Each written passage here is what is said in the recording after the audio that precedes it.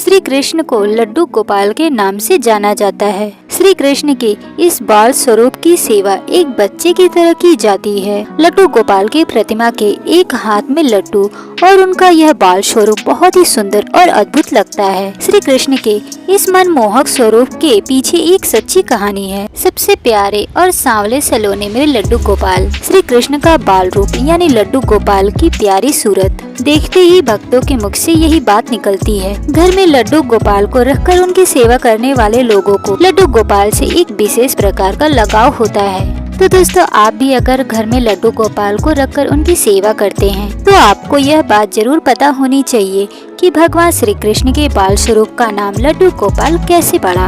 आखिर लड्डू गोपाल की प्रतिमा हाथ में लड्डू थामे ही क्यों होती है। तो दोस्तों, आइए जानते हैं श्री कृष्ण के बाल स्वरूप का नाम लड्डू गोपाल पड़ने की क्या कहानी है। एक पौराणिक कहानी है कि ब्रज की भूमि पर श्री कृष्ण के एक परम भक्त कुंभन दास रहते थे। कुंभन दास हमेशा ही ठाकुर जी की भक्ति में लीन रहते थे। कुंभन दास का एक बेटा था रघुनंदन। रघुनंदन बहुत ही सरल और भोला था। एक दिन कुंभन दास को नगर में प्रभु श्री कृष्ण की कीर्तन करने का बुलावा आया। कुंभन दास तो पहले अपने श्री कृष्ण की भक्ति को छोड़कर नहीं जाना चाहते थे, लेकिन फिर लोगों के समझाने बुझाने पर कुंभन दास मान गए और कीर्तन करने के लिए चले गए। जाते जाते कुंभन दास ने अपने बेटे रघुनंदन को जिम्मेदारी सौंपी कि वे रोजाना श्री कृष्ण को भोग लगाने के बाद ही भोजन करें। कुंभन दास के चले जाने के बाद रघुनंदन ने खाने की भरी थाली श्री कृष्ण की मूर्ति के सामने रख दी।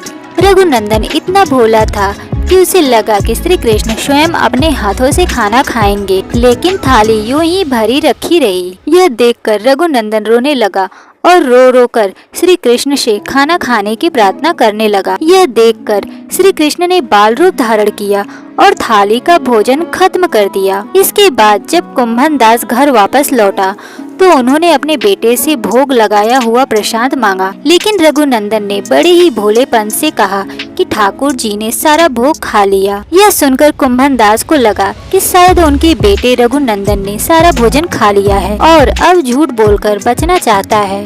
इसी तरह कुंभन दास जब कीर्तन करने जाते अपने बेटे को श्री कृष्ण का भोग लगाने के लिए कहते थे।